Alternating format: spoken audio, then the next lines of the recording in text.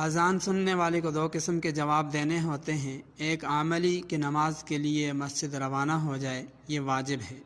اور دوسرا قولی کہ اذان کے کلمات دہرائے جائیں، یہ مستحب ہے، اور بعض نے وجوب کا قول بھی کیا ہے۔ عام طور پر بہت سارے لوگ غلطی یہاں کرتے ہیں کہ جب مؤذن اشہد ان محمد الرسول اللہ کہتا ہے تو اس کے جواب میں صلی اللہ پڑھتے ہیں، یہ ٹھیک نہیں ہے، بلکہ اذان کے کلمات